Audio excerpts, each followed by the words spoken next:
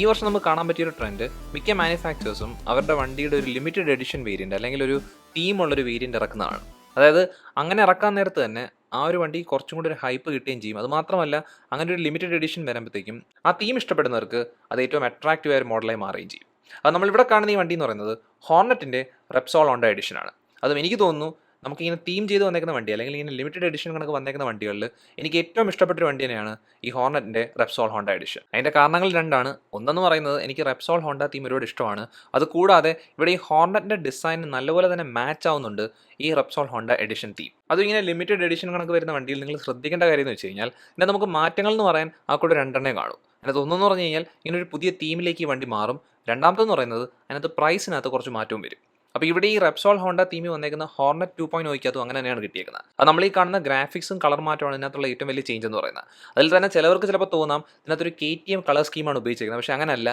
Repsol Honda തീമിൻ്റെ colour scheme എന്ന് പറയുന്നത് ഓറഞ്ചും വൈറ്റും ബ്ലാക്കും റെഡും എല്ലാം കൂടെ ചേർന്നതാണ്. അതിൽ തന്നെ ഇവിടെ ഹോണ്ട ചെയ്തേക്കുന്നത് പ്രോപ്പറായ ഒരു റെപ്സോൾ ഹോണ്ട എഡിഷൻ കണക്കാണ്. അതുകൊണ്ട് തന്നെ എനിക്കിത് ഒരുപാട് ഇഷ്ടപ്പെട്ടിട്ടുണ്ട്. അതുകൊടുത്ത ഗ്രാഫിക്സും കളേഴ്സും എല്ലാം പെർഫെക്ഷനോടുകൂടിയാണ് വന്നേക്കുന്നത്. പ്രത്യേകിച്ച് നമ്മളിതിൻ്റെ മെയിൻ പാനൽ നോക്കുകയാണെങ്കിൽ നമുക്ക് വൈറ്റ് കളറാണ് ഉപയോഗിച്ചിരിക്കുന്നത്. അത് കൂടാതെ നമുക്ക് റെപ്സോൾ ബ്രാൻഡിങ് എടുത്ത് നിൽക്കുന്നുണ്ട്. പിന്നെ അതിൽ നിന്ന് തന്നെ നമുക്ക് വേറെ കാര്യം ശ്രദ്ധിക്കാൻ പറ്റും. നമുക്ക് ഗ്രാഫിക്സ് ആയിട്ട് വന്നേക്കുന്നതിനകത്തെല്ലാം സ്ട്രൈപ്പ് പാറ്റേൺസ് ആണ്. അതിനകത്ത് ബ്ലാക്കും ഓറഞ്ചും റെഡും എല്ലാം കിട്ടുന്നുണ്ട്. പിന്നെ ഇത് ഹോർണറ്റ് 2.0 എന്ന് കാണിക്കാൻ വേണ്ടി നമ്മൾ ഓറഞ്ച് ടാങ്കിനകത്ത് ഹോർണറ്റിൻ്റെ ബ്രാൻഡിങ്ങും പിന്നെ അത് കൂടാതെ നമ്മുടെ ടാങ്ക് കൗളിനകത്താണ് ആ 2.0 പിന്നെ ഹോണ്ടയുടെ ബ്രാൻഡിങ് വന്നേക്കുന്നത്. ഇതെല്ലാം കറക്റ്റായിട്ടാണ് വന്നേക്കുന്നത്. പിന്നെ നമ്മൾ ഈ ടാങ്ക് ശ്രദ്ധിക്കേണ്ട ഒരു കാര്യം എന്ന് വെച്ച് കഴിഞ്ഞാൽ, ഇതിൻ്റെ മെയിൻ കളർ ഓറഞ്ച് ആണെങ്കിൽ പോലും ഇതിൻ്റെ നടുക്കൂടെ ഒരു ബ്ലാക്ക് പ്ലാസ്റ്റിക് പോർഷൻ പോകുന്നുണ്ട്. അപ്പോൾ അത് ടാങ്കിൻ്റെ ഒരു പ്രൊട്ടക്ഷൻ പോലെയാണ്. പിന്നെ ഈ ടാങ്കിൻ്റെ കപ്പാസിറ്റി നമുക്ക് അറിയാവുന്ന തന്നെയാണ് 12 ലിറ്റേഴ്സ് ആണ്. അപ്പോൾ അതിനകത്തൊന്നും വ്യത്യാസം വന്നിട്ടില്ല. അതുപോലെ തന്നെ നമ്മുടെ ഈ ടാങ്കിൽ തന്നെയാണ് നമ്മുടെ ഇഗ്നിഷൻ കീ സ്ലോട്ട് വന്നേക്കുന്നത്. അപ്പോൾ നമ്മുടെ ഹോർണറ്റ് 2.0 അത് കണ്ടൊരു കാര്യമാണ്. അത് നമുക്ക് സ്പോർട്സ് ബൈക്കിൻ്റെ ഒരു തീം കണക്കാണ്. ഹാൻഡിലിനകത്ത് ഇഗ്നിഷൻ കീ സ്ലോട്ട് കൊണ്ടുവരുന്നതിന് പകരം ടാങ്കിൽ കൊണ്ടുവരുന്നത്. അപ്പോൾ ഇതിനകത്ത് ഡിസൈനിനകത്ത് ഞാൻ പറഞ്ഞില്ല, ഡിസൈനിൽ മാറ്റമില്ല, ഈ കളർ സ്കീമിൽ മാത്രമേ മാറ്റുള്ളൂ. അപ്പോൾ ഡിസൈനിൽ മാറ്റമില്ലാത്തതുകൊണ്ട് തന്നെ ഇതൊരു നേക്കഡ് സ്റ്റൈൽ ഡിസൈൻ ആയതുകൊണ്ട് നമുക്ക് ഇവിടെ ഹെഡ്ലൈറ്റ് നോക്കുവാണെങ്കിൽ അല്ലെങ്കിൽ നമ്മുടെ ഹെഡ്ലൈറ്റ് സെറ്റ് നോക്കുവാണെങ്കിൽ ഇതിൽ ഉപയോഗിച്ചിരിക്കുന്ന കളർ സ്കീം എന്ന് പറഞ്ഞാൽ വൈറ്റും റെഡും കൂടിയാണ്. അപ്പോൾ അത് അട്രാക്റ്റീവായിട്ട് നിൽപ്പുണ്ട്. പിന്നെ അത് മാത്രമല്ല, ഈ ഹെഡ്ലൈറ്റ് ഈ സെഗ്മെൻറ്റിനകത്ത് ഏറ്റവും ബെസ്റ്റ് ഹെഡ്ലൈറ്റ് തന്നെയാണ്. നമുക്ക് റേഞ്ചും കവറേജിനകത്ത് ഒരു പ്രശ്നവും പറയാനില്ല. അതുകൊണ്ട് നമ്മൾ രാത്രിയൊക്കെ ഓടിക്കാൻ നേരത്ത് ഒരു ബുദ്ധിമുട്ടും വരുത്തില്ല. അതും ഈ ഹെഡ്ലൈറ്റ് LED ആയ പോലെ തന്നെ ഈ വണ്ടിക്കകത്ത് വരുന്ന ഇൻഡിക്കേറ്റേഴ്സും ടെയിലൈറ്റും എല്ലാം LED തന്നെയാണ്. അതിൽ തന്നെ ഈ ഇൻഡിക്കേറ്റേഴ്സിന് നല്ലൊരു ലുക്കാണ് എനിക്ക് ഇഷ്ടപ്പെടുന്നുണ്ട്. വണ്ടിയുടെ ഡിസൈന് പ്രോപ്പറായിട്ട് മാച്ച് ആവുന്ന ഇൻഡിക്കേറ്റേഴ്സ് ആണ്. പിന്നെ ടെയിലൈറ്റ് എന്ന് പറയുന്നത് ഹോർണറ്റിൻ്റെ ഒരു ക്ലാസിക് സ്റ്റൈൽ ടെയിലൈറ്റ് ആണ്. ഒരു എക്സ് ഷേപ്പിലുള്ള ടെയിലൈറ്റ് ആണ്. അതും അട്രാക്റ്റീവ് ആണ്. പിന്നെ അതുപോലെ തന്നെയാണ് പില്ലിയൻ ഗ്രാബ് ബാറും ഇതെല്ലാം പെർഫെക്റ്റ് ആയിട്ട് നിൽപ്പുണ്ട്. പിന്നെ നമുക്ക് ഹോർണറ്റ് 2.0 വേറൊരു അട്രാക്ഷൻ എന്ന് പറയുന്നത് ഇതിൻ്റെ golden upside down fork suspension ആണ്. അപ്പോൾ ഇവിടെ അങ്ങനെ തന്നെ വരുന്നുണ്ട്. അത് മാത്രമല്ല, ഈ ഗോൾഡൻ ഫോക്ക് സസ്പെൻഷൻ്റെ അടുത്തായിട്ട് വരുന്ന മഡ് ഗാർഡ്, നമ്മുടെ ഫ്രണ്ട് മഡ് ഗാർഡിനകത്ത് ബ്ലാക്ക് കളർ സ്കീം ഉപയോഗിച്ചുകൊണ്ട് അത് രണ്ടും കൂടെ നല്ലോണം മാച്ച് ആവുന്നുണ്ട്. പിന്നെ അതുപോലെ നമുക്ക് ആ മഡ് ഗാർഡിൽ തന്നെ റെപ്സോളിൻ്റെ ബ്രാൻഡിങ് കിട്ടുന്നുണ്ട്. അത് ഈ വണ്ടിക്കകത്ത് റെപ്സോൾ ബ്രാൻഡിങ് അങ്ങനെ ഓവറായിട്ട് കൊടുത്തിട്ടില്ല, കറക്റ്റായിട്ട് കൊടുത്തേക്കുന്നതാണ് എനിക്ക് തോന്നിയിരിക്കുന്നത്. പിന്നെ നമുക്ക് റെപ്സോൾ വണ്ടി ആയതുകൊണ്ട് തന്നെ അല്ലെങ്കിൽ റെപ്സോൾ ഹോണ്ട വണ്ടി ആയതുകൊണ്ട് നമ്മൾ കാണേണ്ട ഒരു കാര്യം എന്ന് വെച്ച് കഴിഞ്ഞാൽ ഇതിൻ്റെ വീൽസ്, അത് രണ്ടും അലോയ് വീൽസ് ആയിരിക്കണം, അതും ഓറഞ്ച് കളർ ആയിരിക്കണം. അപ്പോൾ അത് ഇവിടെ അങ്ങനെ തന്നെയാണ് വന്നേക്കുന്നത്. അപ്പോൾ ഇതെല്ലാം കറക്റ്റായിട്ട് മാച്ചായി വന്നു. പിന്നെ ഈ ഓറഞ്ച് അലോയ് വീൽസിന് നമുക്ക് കറക്റ്റായിട്ട് ബ്ലെൻഡായി നിൽക്കുന്ന രീതി തന്നെയാണ് ഇതിൻ്റെ എക്സോസ്റ്റും വരുന്നത്. ഇതിൻ്റെ എക്സോസ്റ്റ് എന്ന് പറഞ്ഞാൽ നമുക്ക് ഹോർണറ്റിൻ്റെ എക്സോസ്റ്റ് തന്നെയാണ്. പക്ഷേ ഇതിനകത്ത് കളർ സ്കീം ബ്ലാക്ക് വരുമ്പോഴത്തേക്കും ആ ഓറഞ്ചും ഈ ബ്ലാക്ക് കൂടെ പെർഫെക്റ്റ് ആയിട്ട് മാച്ച് ആവുന്നുണ്ട്. പിന്നെ അവസാനം നമ്മളിവിടെ ശ്രദ്ധിക്കേണ്ട ഒരു കാര്യം എന്ന് വെച്ച് കഴിഞ്ഞാൽ, ഈ വണ്ടിയിൽ വരുന്ന അണ്ടർ കൗളാണ്, അതായത് നമ്മുടെ എഞ്ചിൻ കൗളാണ്. അത് നമുക്ക് വൈറ്റ് കളറാണ് ഇവിടെ വന്നേക്കുന്നത്. അതിനകത്തൊരു ഹോണ്ടയുടെ ബ്രാൻഡിങ് ഉണ്ട്. അപ്പോൾ അതും കൊള്ളാം. അതിനകത്ത് എനിക്ക് കുഴപ്പങ്ങളൊന്നും പറയാനില്ല. പിന്നെ ഇവിടെ നമുക്ക് ഹാൻഡിൽ ബാറിനകത്ത് നിങ്ങൾക്ക് എന്തെങ്കിലും സംശയം ഉണ്ടെങ്കിൽ handle bar straight type handle bar തന്നെയാണ്. പിന്നെ സ്വിച്ച് കൺട്രോൾസിനകത്ത് മാറ്റമൊന്നും കൊണ്ട് വരുത്തിയിട്ടില്ല. അത് നമുക്ക് എല്ലാ സ്വിച്ച് കൺട്രോൾസും കിട്ടുന്നുണ്ട്. നമ്മുടെ ലെഫ്റ്റ് സൈഡിൽ നോക്കുവാണെങ്കിൽ നമുക്ക് ഡിമ്മും ബ്രൈറ്റും സ്വിച്ച്, അതൊരു സെപ്പറേറ്റ് സ്വിച്ചാണ്. പിന്നെ പാസ് ലൈറ്റ് അതിൽ നിന്ന് മാറി നിൽക്കുന്ന ഒരു പാസ് ലൈറ്റ് സ്വിച്ച് ആയിട്ട് വന്നേക്കുവാണ്. പിന്നെ ഇൻഡിക്കേറ്റർ ടോഗിളും ഹോണുമാണ് വരുന്നത്. പിന്നെ റൈറ്റ് സൈഡിൽ വരുന്നത് എഞ്ചിൻ കിൽ സ്വിച്ചും ഹസാർഡ് ടോഗിളും സെൽഫ് സ്റ്റാർട്ട് സ്വിച്ചുമാണ്. അത് നമുക്ക് ഈ സ്വിച്ച് കൺട്രോൾസിൻ്റെ ക്വാളിറ്റി എന്ന് പറയുന്നതിനകത്തും ഒരു കുഴപ്പവും വരുത്തിയിട്ടുമില്ല. പിന്നെ അവസാനമായിട്ട് ഇതിൻ്റെ സ്പീഡോ കൺസോൾ നോക്കുകയാണെങ്കിൽ ഇതൊരു ഫുള്ളി ഡിജിറ്റൽ മീറ്റർ ആണ്. അത് നമുക്ക് ഇതിനകത്ത് ഹോണ്ട പറഞ്ഞേക്കുന്ന ലിക്വിഡ് ക്രിസ്റ്റൽ മീറ്റർ എന്നൊക്കെയാണ്. നമുക്ക് ഇതിനകത്ത് വായിക്കുന്ന സമയത്ത് ബുദ്ധിമുട്ടൊന്നും വരത്തില്ല. അപ്പോൾ നമുക്ക് ഇതിൽ കാണിക്കുന്ന ഇൻഫർമേഷൻ എല്ലാം പ്രോപ്പറായിട്ട് വായിക്കാൻ പറ്റും. അത് നമുക്ക് ഇതിനകത്ത് ആവശ്യമുള്ള എല്ലാ ഇൻഫർമേഷനും ഉണ്ട്. നമ്മൾ ഗിയർ പൊസിഷൻ ഉണ്ട്, അതുകൂടാതെ വോൾട്ട് മീറ്റർ, ബാറ്ററി വോൾട്ട് മീറ്ററും ട്രിപ്പ് മീറ്ററും അങ്ങനത്തെ കാര്യങ്ങളെല്ലാം ഇവിടെ ഉണ്ട്. പിന്നെ ഇവിടെ എടുത്തു പറയേണ്ട ഒരു കാര്യം എന്ന് വെച്ച് കഴിഞ്ഞാൽ, ഈ സ്പീഡോ മീറ്ററിൻ്റെ സ്വിച്ച് കൺട്രോൾസിനും നല്ല ക്വാളിറ്റി ഉണ്ട്. അപ്പോൾ ഇതാണ് നമ്മുടെ ഹോർണറ്റ് 2.0 റെപ്സോൾ ഹോണ്ട എഡിഷൻ്റെ മെയിൻ മാറ്റം എന്ന് പറയുന്നത്. അത് നമുക്ക് ആ കൂടെ വന്നേക്കുന്ന ഒരു മാറ്റം എന്ന് എടുത്ത് പറയാം. പിന്നെ ഞാൻ പറഞ്ഞില്ലായിരുന്നു, ഇതിനകത്തുള്ള അടുത്തൊരു വ്യത്യാസം എന്ന് പറയുന്നത് ഇതിൻ്റെ പ്രൈസിനകത്താണ്. നമ്മുടെ ഈ റെപ്സോൾ ഹോണ്ട എഡിഷൻ ഹോർണറ്റ് 2.0 പ്രൈസും നോർമൽ ഹോർണറ്റ് 2.0 പ്രൈസും കൂടെ കമ്പയർ ചെയ്യുവാണെങ്കിൽ അത് നമുക്കിവിടെ കാണുന്നതാണ് ഇതിൻ്റെ എക്സ്ഷോറൂം പ്രൈസിങ്, കൊല്ലം കേരളത്തിൽ എക്സ്ഷോറൂം പ്രൈസിങ്. അപ്പോൾ നോക്കുമ്പോൾ നമുക്ക് മനസ്സിലാവും ഒരു 2000 രൂപയുടെ വ്യത്യാസമേ ഉള്ളൂ. ഇപ്പോൾ ഈ 2000 രൂപയുടെ വ്യത്യാസം എന്ന് പറയുന്നത് എനിക്ക് തോന്നുന്നു ആ ഒരു ചേഞ്ചിന് നമുക്ക് ഇങ്ങനെ ഒരു എഡിഷൻ കിട്ടുന്നത് അങ്ങനെ പ്രശ്നം പറയേണ്ട ഒരു കാര്യമില്ല. കാരണം എന്ന് വെച്ച് കഴിഞ്ഞാൽ ആ ഒരു ചെറിയ പ്രൈസ് ആയിക്കെന്ന് പറയുന്നത് ഇങ്ങനത്തെ ഒരു തീമിന് വരുന്നതാണ്.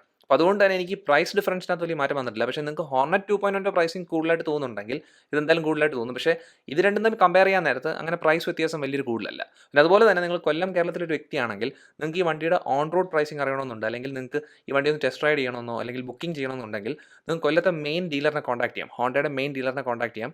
ഒരു വാഹിനി ഹോണ്ടയാണ്. അപ്പോൾ അവരുടെ നമ്പർ ഇതാണ്. അപ്പോൾ നമ്മുടെ ഹോർണറ്റ് 2.0 Repsol Honda Editionൻ്റെ കാര്യങ്ങൾ ഇവിടെ തീരും. കാര്യം എന്ന് വെച്ച് കഴിഞ്ഞാൽ ബാക്കിയുള്ളതെല്ലാം ഹോർണറ്റ് 2.0 എങ്ങനെയാണോ അതുപോലെ തന്നെയാണ്. അത് നമ്മൾ ഹോർണറ്റ് 2.0ൻ്റെ ഡീറ്റെയിൽ റിവ്യൂ ഈ ചാനൽ ചെയ്തിട്ടുണ്ട്. അപ്പോൾ നിങ്ങൾ ആ വീഡിയോ നോക്കുവാണെങ്കിൽ വണ്ടിയുടെ റൈഡ് ക്വാളിറ്റിയും കംഫർട്ടും സേഫ്റ്റിയും കാര്യങ്ങളൊക്കെ അതിനകത്ത് പറയുന്നുണ്ട്. അതോ കാര്യങ്ങളൊക്കെ ഡീറ്റെയിൽ ആയിട്ട് അറിയണമെന്ന് താല്പര്യമുണ്ടെങ്കിൽ ആ റിവ്യൂ വീഡിയോയുടെ ലിങ്ക് നമ്മുടെ ഡിസ്ക്രിപ്ഷൻ സെക്ഷനിൽ കൊടുത്തിട്ടുണ്ട്. പക്ഷേ എന്നാലും നമ്മൾ പെട്ടെന്ന് പറയുവാണെങ്കിൽ നമുക്ക് ഡയമെൻഷൻ എന്ന് പറയുന്നത് നമുക്ക് ഹാൻഡിൽ ചെയ്യാൻ പറ്റുന്ന ഒരു ഡയമെൻഷനാണ്. വെയിറ്റ് നോക്കിയാൽ പോലും 142 kilograms ഉള്ളൂ. അതുകൊണ്ട് തന്നെ ഇപ്പം നിങ്ങൾ പുതിയ റൈഡർ ആണെങ്കിൽ പോലും നിങ്ങൾക്ക് ഈ വണ്ടി ഓടിക്കാൻ ബുദ്ധിമുട്ടൊന്നും വരത്തില്ല. പിന്നെ അതിൽ തന്നെ ഏറ്റവും എടുത്ത് പറയേണ്ടതെന്ന് വെച്ചാൽ നമ്മൾ ഈ വണ്ടിയുടെ സ്പ്ലിറ്റ് സീറ്റ് നോക്കാൻ നേരത്ത് നമ്മുടെ റൈഡർ സൈഡിൽ വരുന്ന സീറ്റ് പെർഫെക്റ്റ് ക്വാളിറ്റി ഉള്ള സീറ്റാണ്. അത്യാവശ്യം നല്ല വീതിയും വലുപ്പം എല്ലാം ഉണ്ട്. അതുകൂടെ തന്നെ കുഷനിങ് ഒക്കെ പെർഫെക്റ്റ് ആണ്. അപ്പോൾ റൈഡറിന് ഒരു നല്ല സീറ്റിംഗ് കംഫർട്ട് കിട്ടുന്നുണ്ട്. പക്ഷേ പിലിയൻ്റെ സീറ്റ് നോക്കുവാണെങ്കിൽ അത് കുറച്ച് കൊച്ചാണ്. പക്ഷേ എന്നാൽ ഈ സെഗ്മെൻറ്റിനകത്ത് അതായത് നമ്മളൊരു 200cc വണ്ടിയൊക്കെ ആയിട്ട് കമ്പയർ ചെയ്യുവാണെങ്കിൽ അങ്ങനത്തെ രീതി നോക്കുവാണെങ്കിൽ നമുക്ക് അത്യാവശ്യം നല്ലൊരു സീറ്റിംഗ് ആണ്. പിലിയണിനും ഇരിക്കാൻ വലിയ ബുദ്ധിമുട്ടൊന്നും വരത്തില്ല. പക്ഷേ എന്നാലും നമ്മളൊരു 160cc വണ്ടിയായിട്ട് കമ്പയർ ചെയ്യാൻ നേരത്ത് അങ്ങനത്തെ വണ്ടിക്കകത്താണ് പിലിയൻ സീറ്റിംഗ് കുറച്ചുകൂടെ ബെറ്റർ ആയിട്ട് വരുന്നത്. അത് ഞാൻ ഇങ്ങനെ രണ്ട് റേഞ്ചിലുള്ള വണ്ടിയായിട്ട് കമ്പയർ ചെയ്യാനുള്ള കാരണം എന്ന് വെച്ച് കഴിഞ്ഞാൽ നമ്മുടെ ഈ ഹോർണറ്റ് 2.0 ഉപയോഗിച്ചിരിക്കുന്ന എഞ്ചിൻ എന്ന് പറയുന്നത് 184.40cc 4-stroke single cylinder program fuel injection BS6 എഞ്ചിനാണ്. അത് ഈ എഞ്ചിനിൽ നിന്ന് കിട്ടുന്ന പവറും ടോർക്കൊക്കെ നല്ലതാണ്. പിന്നെ അത് മാത്രമല്ല ഇതിന് പ്രോപ്പറായിട്ടൊരു ഹോണ്ടയുടെ ട്യൂണിങ് വരുന്ന എഞ്ചിനാണ്. അത് നമ്മളൊരു CBR 250 അല്ലെങ്കിൽ CBR 150 ഒക്കെ ഓടിച്ചിട്ടുണ്ടെങ്കിൽ അതിൻ്റെ ഒരു എഞ്ചിൻ ട്യൂണിങ് നമുക്ക് അറിയാവുന്നതാണ്.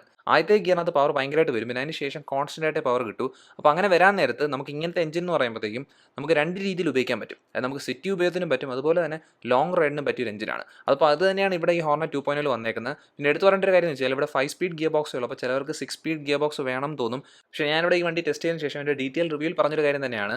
ഇവിടെ നമുക്ക് ഗിയർ റേഷ്യോ എന്ന് പറയുന്നത് കുറച്ചുകൂടെ കൂട്ടിയിട്ടേക്കുന്നതുകൊണ്ട് തന്നെ അങ്ങനെ ആറാമത്തെ ഒരു ഗിയർ വേണ്ട ഒരു പ്രശ്നം തോന്നിയില്ല. അത് നമുക്കിവിടെ 100 എത്താൻ വലിയ പാടൊന്നുമില്ല. 0 to 100 പെട്ടെന്ന് എത്താൻ പറ്റും. പിന്നെ ഞാൻ ഇവിടെ ടെസ്റ്റ് ചെയ്ത സ്പീഡ് റേഞ്ച് 0 to 110 km/h. അപ്പോൾ ആ റേഞ്ചിനകത്ത് ഈ വണ്ടിയിൽ നിന്ന് ഒരു വൈബ്രേഷനോ അല്ലെങ്കിൽ ഡിസ്റ്റർബൻസോ അങ്ങനത്തെ കാര്യങ്ങളൊന്നും വന്നില്ല. അതായത് ഒരു പെർഫെക്റ്റ് ക്വാളിറ്റിയുള്ള എഞ്ചിൻ തന്നെയാണ് ഈ ഹോർണറ്റ് 2.0 ഉപയോഗിച്ചിരിക്കുന്നത്. പിന്നെ നമുക്ക് വേറെ ഫീച്ചേഴ്സ് ഒന്നുമില്ല. നമുക്ക് സ്ലിപ്പ് ക്ലച്ചോ അങ്ങനത്തെ കാര്യങ്ങളും തന്നിട്ടില്ല. അപ്പോൾ ചിലവർക്ക് അതും ഒരു പോരായ്മയായിട്ട് തോന്നാം. അപ്പോൾ അതൊക്കെ തന്നെങ്കിൽ ഈ വണ്ടി കുറച്ചുകൂടെ പെർഫെക്റ്റ് ആയിരുന്നു. പക്ഷേ എന്നാലും ഇവിടെ ഉള്ള ഫീച്ചേഴ്സ് വെച്ച് ഈ വണ്ടിയുടെ എഞ്ചിൻ എന്ന് പറയുന്നത് നല്ല റിഫൈൻഡും നല്ല സ്മൂത്ത് ആയ എഞ്ചിൻ തന്നെയാണ്. എഞ്ചിൻ ക്വാളിറ്റിക്കകത്തൊരു ഇഷ്യൂവും അല്ലെങ്കിൽ ഒരു പ്രശ്നങ്ങളും പറയാനില്ല. പിന്നെ അടുത്തൊരു കാര്യം എന്ന് വെച്ച് കഴിഞ്ഞാൽ ഇവിടെ തന്നെങ്കിൽ സസ്പെൻഷനകത്ത് ഇപ്പോൾ നമുക്ക് ഇത്രയും കാലമായി വണ്ടി ഇറങ്ങിയിട്ട് ഒരു 2-3 മാസമായിട്ടുണ്ട്. അപ്പോൾ ആ ഒരു റേഞ്ചിനകത്ത് തന്നെ സസ്പെൻഷനകത്ത് ആദ്യം എല്ലാവർക്കും ഒരു സംശയം വന്നായിരുന്നു. അതായത് നമുക്ക് ഫ്രണ്ടിൽ ഉപയോഗിച്ചിരിക്കുന്നത് അപ്സൈഡ് ഡൗൺ ഫോക്ക് സസ്പെൻഷനാണ്. അത് പിന്നെ ബാക്കിൽ വന്നേക്കുന്ന മോണോഷോക്ക് സസ്പെൻഷനാണ്. പക്ഷേ ഈ ഫ്രണ്ടിലത്തെ സസ്പെൻഷന് ലോങ് ടേം നോക്കാൻ നേരത്തെ വല്ല പ്രശ്നം വരുമെന്ന്. അപ്പോൾ ഇതുവരെ അങ്ങനെ കംപ്ലയിൻ്റ് ഒന്നും കേട്ടില്ല. അപ്പോൾ അതുകൊണ്ട് തന്നെ എനിക്ക് തോന്നുന്നില്ല അങ്ങനെ പ്രശ്നം വരുമെന്നും. അത് ഈ രണ്ട് സസ്പെൻഷൻ്റെ സെറ്റിംഗ് എന്ന് പറഞ്ഞാൽ ഒരുപാട് സോഫ്റ്റ് ആയിട്ടും അല്ല ഒരുപാട് ഹാർഡായിട്ടും അല്ല വെച്ചേക്കുന്നത്. അത് നമ്മൾ മോശമായ റോഡിൽ കൂടെ ഓടിച്ച് നോക്കിയാൽ പോലും അങ്ങനെ വലിയ സ്ട്രെസ്സോ സ്ട്രെയിനോ ഒന്നും നമുക്ക് റൈഡറിന് അനുഭവപ്പെട്ടില്ല. അപ്പോൾ അത് എടുത്തു പറയേണ്ട ഒരു കാര്യം തന്നെയായിരുന്നു. പിന്നെ ഇവിടുത്തെ ടയറിൻ്റെ മെഷർമെൻറ്റ് നല്ല വലുതാണ്. അത് നമുക്ക് ഫ്രണ്ടിലത്തെ ടയർ 110 mm തിക്നെസ്സും ബാക്കിൽ 140 mm തിക്നെസ്സാണ്. അതുകൊണ്ട് തന്നെ ഒരുപാട് സ്പീഡിൽ പോയാൽ പോലും വണ്ടിയുടെ സ്റ്റെബിലിറ്റിയിൽ ഇഷ്യൂ ഒന്നും വന്നില്ല. പിന്നെ നമുക്ക് പെട്ടെന്നൊക്കെ പോയി ഒരു കേവ് എടുക്കുമ്പോഴും അങ്ങനെ പ്രശ്നങ്ങളൊന്നും കണ്ടതുമില്ല. അത് മാത്രമല്ല നമുക്ക് ഇങ്ങനെ ടയർ വന്നേക്കുന്നതിൻ്റെ കൂടെ തന്നെ ഇവിടെ തന്നേക്കുന്ന ബ്രേക്ക് എന്ന് പറയുന്നത് നല്ലത് തന്നെയാണ്. ഫ്രണ്ടിൽ വരുന്നത് 276 mm ഡിസ്കും ബാക്കിലുള്ള 220 mm ഡിസ്കും പിന്നെ ഫ്രണ്ടിലാണ് ABS വരുന്നത്. അപ്പോൾ ഇതൊരു സിംഗിൾ ചാനൽ ABS ബൈക്കാണ്. അത് എൻ്റെ ടെസ്റ്റിങ്ങിനകത്ത് എനിക്ക് ഇതിൻ്റെ സേഫ് പാനിക് ബ്രേക്കിംഗ് സ്പീഡായിട്ട് തോന്നിയത് 90 km/h താഴെ വരുമ്പോഴാണ്. അപ്പോൾ അങ്ങനത്തെ ഒരു സമയത്ത് നമ്മൾ പെട്ടെന്ന് ബ്രേക്ക് പിടിക്കേണ്ട അവസ്ഥ വന്നാലും വണ്ടി കുഴപ്പമൊന്നുമില്ല, സ്കിഡൊന്നും ചെയ്യാതെ ബാക്കൊന്നും പൊങ്ങാൻ തന്നെ വണ്ടി നിൽക്കും. അപ്പോൾ അതുകൊണ്ട് തന്നെ ആ കാര്യത്തിലും അങ്ങനെ കുഴപ്പങ്ങളൊന്നും പറയില്ല. പക്ഷേ എനിക്ക് ഈ വണ്ടിക്കകത്ത് ഇതിൻ്റെ റൈഡിങ് കാര്യത്തിനകത്ത് ഇതൊന്നും അല്ല ഏറ്റവും ഇഷ്ടപ്പെട്ടത്. അതിന് പകരം ഇതിൻ്റെ റൈഡ് കൺട്രോളാണ്. ഏറ്റവും പെർഫെക്റ്റ് റൈഡ് കൺട്രോൾ ഉള്ളൊരു വണ്ടിയാണ് ഈ ഹോർണറ്റ് 2.0 എന്ന് പറയുന്നത്. അതായത് നമുക്ക് ഓടിക്കുന്ന സമയത്ത് എത്ര ട്രാഫിക്കിൻ്റെ ഇടയിലോ അല്ലെങ്കിൽ എന്തിൻ്റെ ഇടയിലാണെങ്കിൽ പോലും നമുക്ക് പെട്ടെന്ന് തന്നെ വണ്ടി വെട്ടിച്ചെടുത്തുകൊണ്ട് പോകാൻ പറ്റും. അപ്പോൾ അങ്ങനത്തെ ഒരു ഗുണം ഈ വണ്ടി കിട്ടുന്നുണ്ട്. അതിൻ്റെ കാരണം എന്ന് വെച്ച് കഴിഞ്ഞാൽ ഇതിൻ്റെ ഹാൻഡിൽ നമ്മുടെ റൈഡറിൻ്റെ അടുത്തേക്ക് ഇരിക്കുകയാണ്. പിന്നെ നമ്മൾ ഇരിക്കുന്ന രീതി ഒരുപാട് ചരിഞ്ഞു അല്ല ഒരുപാട് നേരെയല്ല, അതിൻ്റെ നടുക്കായിട്ടാണ് വരുന്നത്. പിന്നെ അതിൻ്റെ കൂടെ തന്നെ നമ്മുടെ ടാങ്കിനകത്ത് നമുക്ക് പ്രോപ്പറായിട്ട് തന്നെ ഗ്രിപ്പ് ചെയ്യാൻ പറ്റും. അപ്പോൾ ഈ കാരണത്താൽ തന്നെ എനിക്കൊരു സംശയം തന്നെ പറയാൻ പറ്റും ഒരു 160-200cc സെഗ്മെൻറ്റിനകത്ത് ഏറ്റവും ബെസ്റ്റ് റൈഡ് കൺട്രോൾ തരുന്നൊരു വണ്ടിയാണ് ഈ ഹോർണറ്റ് 2.0 എന്ന് പറയുന്നത്. അപ്പോൾ ഇതൊക്കെയാണ് നമ്മൾ ഈ ഹോർണറ്റ് 2.0 Repsol എഡിഷൻ്റെയും കാര്യങ്ങൾ എന്ന് പറയുന്നത്. അപ്പോൾ ഇത് കണ്ടു കഴിയുമ്പം നമുക്ക് മനസ്സിലാവേണ്ട ഒരു കാര്യം എന്ന് വെച്ച് കഴിഞ്ഞാൽ നിങ്ങൾക്ക് ഹോർണറ്റ് 2.0 എന്ന് പറഞ്ഞ വണ്ടി ഇഷ്ടമാണെങ്കിൽ ഈ Repsol തീം എന്ന് പറയുന്നത് ഒരു എക്സ്ട്രാ ഓപ്ഷൻ കണക്കാണ്. അപ്പോൾ അങ്ങനത്തെ തീം ഇഷ്ടപ്പെട്ടവർക്ക് ഇത് ഒരുപാട് അട്രാക്റ്റീവായിട്ട് നിൽക്കും. അല്ലാത്തവർക്ക് പോലും ഇപ്പോൾ നിങ്ങൾക്ക് ഒരു ലിമിറ്റഡ് എഡിഷൻ വണ്ടി എടുത്താൽ അതിൻ്റെ അഡ്വാൻറ്റേജ് എന്ന് പറയുന്നത് കുറേ കാലം കഴിയുമ്പം ഇങ്ങനത്തെ ഒരു തീം നമ്മളെ മാത്രമേ കാണൂ. ഇപ്പോൾ ബാക്കിയുള്ള സ്റ്റാൻഡേർഡ് തീം എന്നും അതേ തന്നെ ഇറങ്ങും. പക്ഷേ ഇത് ചിലപ്പോൾ ഹോണ്ട കുറച്ച് കാലം ഇറക്കും. അപ്പോൾ അങ്ങനെ വരാൻ നേരത്ത് ഇത് എപ്പോഴും അട്രാക്റ്റീവ് ഒരു മോഡൽ തന്നെയാണ്. അതായത് ഇതൊരു കോമൺ വണ്ടിയെ മാറത്തില്ല. അതിന് പകരം ഇത് കുറച്ച് പേരെ മാത്രം കാണുന്ന ഒരു യുണീക്ക് എഡിഷൻ കണക്ക് നിൽക്കുകയും ചെയ്യും. പിന്നെ ഇതിനകത്ത് മൈലേജിൻ്റെ കാര്യമൊന്നും പറഞ്ഞില്ല. അതായത് നമ്മുടെ ഈ ഹോർണറ്റ് 2.0 റെപ്സോൾ എഡിഷൻ്റെ മൈലേജിൻ്റെ കാര്യമൊന്നും പറഞ്ഞില്ല. അതെന്ന് വെച്ച് കഴിഞ്ഞാൽ നമ്മുടെ ഹോർണറ്റ് 2.0ൻ്റെ റിവ്യൂവിൽ ഞാൻ പറഞ്ഞതാണ് മൈലേജ് ടെസ്റ്റ് ചെയ്യുമെന്ന്. അപ്പോൾ നമുക്ക് ഇതുവരെ അത് ചെയ്യാൻ പറ്റിയില്ലായിരുന്നു. പക്ഷേ നമ്മൾ ആ ഹോർണറ്റ് 2.0 റഫായിട്ട് മൈലേജ് കാൽക്കുലേഷൻ നടത്തിയപ്പം ഒരു 42 km/ലിറ്ററിനും 45 km/ലിറ്ററിനും ഇടയ്ക്കാണ് മൈലേജ് കിട്ടിയത്. അപ്പോൾ ഇത്രയുള്ള ഈ വീഡിയോ എന്ന് പറയുന്നത്. ഈ വീഡിയോ നിങ്ങൾക്ക് ഇഷ്ടപ്പെട്ടെങ്കിൽ ഈ വീഡിയോ ഉറപ്പായിട്ട് ലൈക്ക് ചെയ്യുക. അതുകൂടാതെ ചാനൽ സബ്സ്ക്രൈബ് ചെയ്യുക. ഈ ചാനൽ പ്രൊമോട്ടും ചെയ്യുക. നമുക്ക് എത്രയും പെട്ടെന്ന് അടുത്ത വീഡിയോയിൽ കാണാം. അതുവരെ ബൈ.